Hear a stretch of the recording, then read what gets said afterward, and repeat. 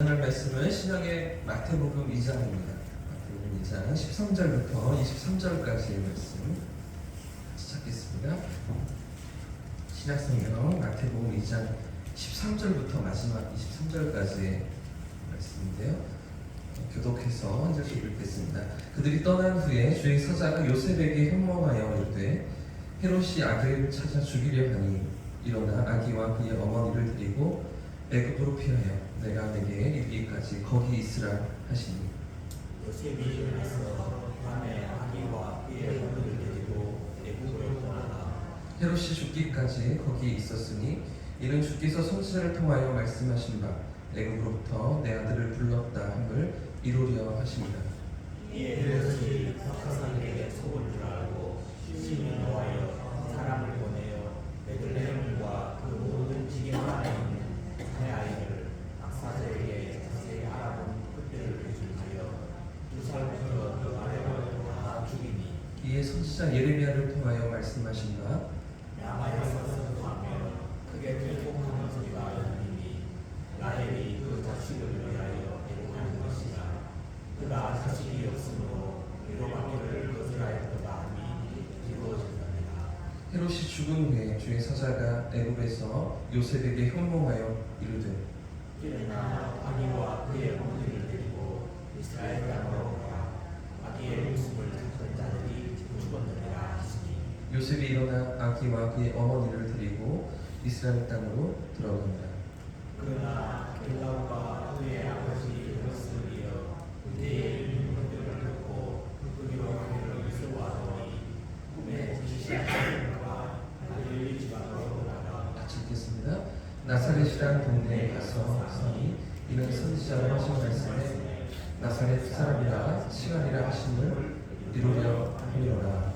아멘. 할렐루야. 이번 한 주도 하나님의 은혜가 우리 삶을 인도하실 줄 믿습니다.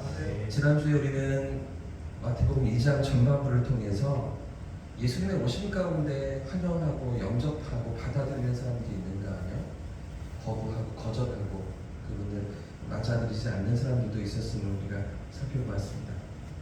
자, 그런가 하면 오늘 후반부를 통해서는 예수님의 오심이 구약의 여러 약속들의 성취였음을 우리가 확인하게 됐는데요. 물론 지난주 우리가 살펴봤던 전반부에서도 이 동방박사들과 헤롯 왕의 대화 가운데서도 구약의 약속이 확인되는 장면이 있었죠. 어디서 메시아가 나겠느냐 이렇게 헤롯이 질문할 때 대제사장들과 또 서기관들이 대답하는 그 대목에서 미가서 5장 2절의 말씀대로 베들레헴아 네가 비록 작을지라도 내게로 목자가 나올 것이다. 이렇게 하나님이 예언하셨던 그 하나님의 영원한 계획과 섭리 가운데 그리스도의 오심과 그 우리를 향한 하나님의 구원이 이루어지고 있음을 성경은 분명히 보여주고 있습니다. 또 우리 함께 읽은 13절부터 그 이하의 말씀을 보시면 구약의 여러 예언들 가운데 세 개의 예언이 이 예수님을 통해서 이루어지고 있음을 마태가 우리에게 확인시켜주고 있는데요. 그런데 여러분, 마태가 왜 이렇게 구약을 인용하고 있다고요?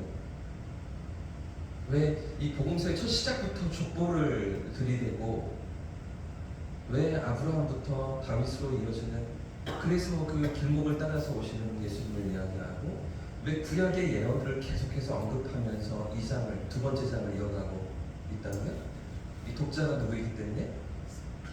유대인들이기 때문에 구약을 알고 있는 구약의 메시아를 그 약속하신 메시아를 기다리고 있던 그런 백성들이기 때문에 그런 그들에게 너희가 기다렸던 그 메시아가 바로 이분이시다 라는 것을 확인하기 위해서 분명히 확인시켜주기 위해서 오늘 이 2장 후반부에서도 구약의 약속들을 하나하나 확인하고 있는 것입니다. 그래서 마태는 의도적으로 오늘 본문에서도 무엇을 이루려 하심이라 이렇게 표현하고 있는 것들을 볼 수 있습니다. 무엇을 하나님께서 이루게 하십니다. 약속하신 그 말씀을 성취하게 하십니다. 이렇게 이어가고 있는 것이죠. 먼저 15절 말씀에 그런 대목이 있습니다. 15절 말씀 같이 읽어보겠습니다. 시작. 헤롯이 죽기까지 거기 있었으니 이는 주께서 선지자를 통하여 말씀하신 바 애굽으로부터 내 아들을 불렀다 함을 마지막에 되어 있죠. 이루려 하십니다. 그 예언의 말씀을, 약속의 말씀을 이루려 하십니다. 이 애굽으로부터 내 아들을 불렀다 하는 예언은 호세아서 11장 1절 말씀입니다. 여러분, 호세아가 그 예수님 오실 때로부터 몇 년 전 사람입니까? 주전 8세기입니다. BC 750년경에 남유다에서 활동했던 선지자가 이 호세아인 것이죠. 자, 그런데도 그렇게 오래전에 이미 700여 년 전에 이미 예수님께서 헤롯의 핍박으로 애굽으로 피신하셨다가 원래 다시 요셉과 마리아의 살던 동네인 나사렛으로 돌아오실 것이라는 예언을 호세아가 하고 있는 것이죠. 자, 그런데 그 예언이 어떻게 성취되어집니까? 어린 시절에 예수님께서 헤롯, 지난주에 말씀드린 헤롯 대왕, 헤롯 1세의 이 핍박으로 인해서 애굽으로 내려가셨다가 헤롯 왕이 죽었다는 이야기를 듣고서 그제서야 나사렛으로 돌아오시는 이런 대목들을 통해서. 자, 근데 중요한 것이 있는데, 자, 13절 말씀에 보시면 제가 읽겠습니다. 그들이 떠난 후에 누가 요셉에게 현명합니까? 주의 사자가 이렇게 알려주고 또 그 여정을 인도하고 가르쳐주는 주의 사자가 요셉에게 현몽하여 이르되 헤롯이 아기를 찾아 죽이려 하니, 그러면서 15절 말씀 방금 읽었던 대로 헤롯이 죽기까지 거기 머무르시고 거기서 지내시는 이런 모든 상황들이 사실은 구약에 이미 약속되어 또 주의 사자가 인도해 가시는 그런 가운데 하나님의 뜻을 성취하시고 하나님의 약속을 이뤄가시는 그런 모든 여정이었음을 마태는 우리에게 보여주고 있는 것이죠. 뿐만 아니라 18절 말씀에도 그 대목이 있습니다. 18절 말씀에 보시면 예레미야 선지자의 예언이 있는데요. 17절, 18절 말씀 다시 한번 더 읽어보겠습니다. 시작. 이에 선지자 예레미야를 통하여 말씀하신 바 라마에서 슬퍼하며 크게 통곡하는 소리가 들리니 라헬이 그 자식을 위하여 애곡하는 것이라. 그가 자식이 없으므로 물로 먹기를 거절하였도다 함이 이루어졌느니라. 아멘. 그럼 이 예언은 예레미야 31장 15절 말씀입니다. 라마에서 슬퍼하며 크게 통곡하는 소리가 있을 것이다. 라헬이 그 자식을 위해서 애곡하는 것인데 그가 자식이 없으므로 이루어먹기를 거절하였다. 사실은 이 라헬의 스토리는 창세기의 이야기 아닙니까? 그러니까 레아가 언니였고 라헬이 동생이었는데 야곱이 라헬을 사랑했지만 라헬에게는 자식이 없었죠. 한참 동안이나 자식이 없어서 많이 괴로워하고 언니를 시기하고 남편을 또 닥달하고 이랬던 배경이 있는 라헬이잖아요. 사실은 그 스토리를 지금 예레미야 선지자가 가져와서 지금 예레미야 31장에서 라헬에게 있었던 그 자식이 없는 슬픔, 그 자식이 없던 괴로움, 그것을 토로하며 그 가운데 있는 이스라엘 백성들의 처지입니다.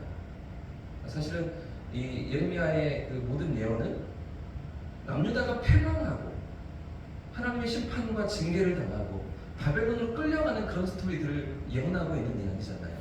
사실 예레미야는 주전 500년대 후반에 약 600년 가까운 시간에 이 예언의 말씀을 대언하면서 이게 메시아를 향해 가는 것인지를 알았을지 모르겠습니다. 예레미야 31장 15절이 오실 메시아 예수님을 통해서 성취되리라는 것을 예레미야가 알았겠는가? 저는 잘 모르겠습니다.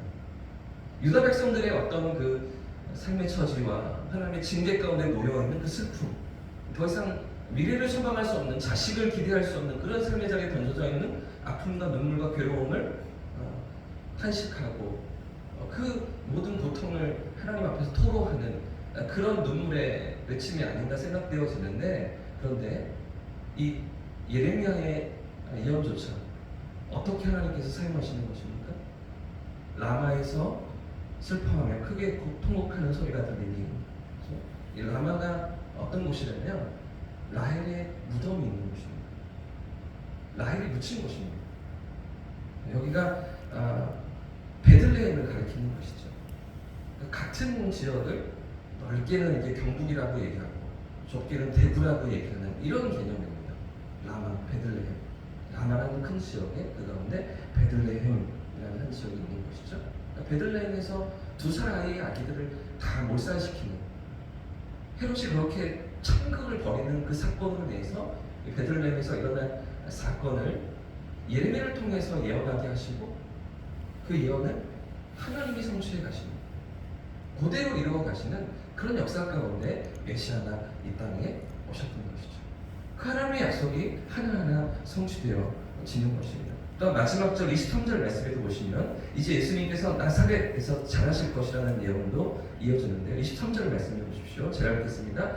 나사렛이라는 동네에 가서 사니 이는 선지자로 하신 말씀에 나사렛 사람이라 칭하리라 하심을 이루려 함이로라. 그러면 나사렛에서 사실 것이다, 나사렛에서 지내실 것이다 라는 예언은 어디에 있습니까? 그런 내용은 없습니다. 그런 내용은 없습니다. 그럼 이 약속은 어떻게 되는 것입니까? 이사야 11장 말씀해 보시면 이사야 11장 1절에 이렇게 예언되어 있습니다. 이새의 줄기에서 한 싹이 나며 그 뿌리에서 한 가지가 나서 결실할 것이요. 이렇게 이사야 선지자가 예언했던 대목이 있죠. 이 예언은 들어보신 적이 있으시죠? 익숙하시죠? 이새의 줄기에서 한 싹이 나며 그 뿌리에서 한 가지가 나서 결실할 것이다. 근데 이 뿌리에서 한 가지가 난다 할 때, 이 뿌리에서 한 가지가 나서 결실한다 할 때, 가지라는 단어의 히브리어가 넷제르라는 단어입니다. 넷제르. 나사렛이라는 단어와 연결되는 것이죠. 이런 나사렛 출신이다, 나사렛 사람이다 이렇게 불려주신 것이 그저 우연이 아니라는 거죠. 이 모든 것들이 오래전부터 하나님이 계획하시고 준비하시며 약속하셨던 메시아께서 이 땅에 오시고 당신의 독생자가 우리를 위해서, 우리의 구원을 위해서 오시는 그 모든 하나님의 섭리 가운데 진행되어진 역사라는 것이죠. 그럼 여러분, 왜 하나님께서 빨리 보내시고 메시아를 빨리 보내시고 얼른 보내시고 당신의 뜻을 이루어 가시지, 왜 오랫동안 700년 전에, 750년, 600년 전에 예언하게 하시면서 그 오랜 기간들을 기다리게 하시고 또 기다리게 하시면서 2000년 전에서요, 왜 그제서야 예수님을 보내셨던 것입니까?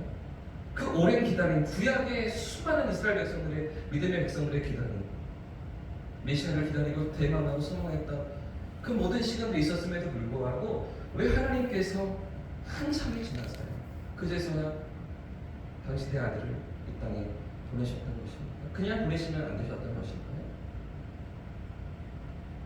약속이 있고 성취가 있어요. 이게 하나님의 뜻이라는 것을 우리가 깨달을 수 있기 때문이죠. 그분이 누구이신지, 그분이 왜 오셨는지, 그분이 무엇을 위해서 이 땅에 오셨는지를 분명히 우리가 알도록 하기 위해서 하나님은 약속하시고 그 약속을 대망하게 하시고, 그리고 그 약속을 분명한 하나님의 때가 되어서 하나님의 시간에 성취하시고 이루심으로 이것이 하나님의 완벽한 시간 속에서 섭리 가운데 이루어졌음을 나타내시고 보여주시는 것입니다. 바로 그 성취를 마태는 우리에게 보도하고 있는 것이죠. 사랑하는 여러분, 오늘 본문이 우리에게 무엇을 말해주고 있습니까? 하나님의 약속은, 하나님의 말씀은 하나님의 시간 속에서 한치의 오차도 없이 성취되고 있다는 사실입니다. 약속대로, 그 말씀하신 그대로 신실하게 이루시며 성취하시는 우리 하나님이신 것이죠. 여러분, 그렇기 때문에 이 새해를 살아가면서 우리가 가져야 할 믿음이 무엇입니까? 어떤 믿음의 고백을 가지고 이 새해를 우리가 살아가야 하겠습니까? 2000년 전 예수님이 오실 뿐 아니라 그 메시아에 대한 약속을 성취하실 뿐 아니라 오늘도 우리의 삶에서 당신의 약속을 이루신 그 하나님을 신뢰하며 믿음으로 걸어가야 하는 것이죠. 볼지어다 세상 끝날 것이 내가 너희와 항상 함께 있으리라 말씀하시죠. 내가 결코 너희를 버리지 아니하고 떠나지 않으리라 약속하신 우리 주님이시죠. 그 선하신 주님의 손길 가운데 우리의 삶이, 오늘 우리의 걸음이 있는 줄 믿고 그 하나님의 인도하심을 따라 나아가는 저와 우리 성도님들 되시기를 주님의 이름으로 축복합니다. 함께 찬양하고 기도하겠습니다.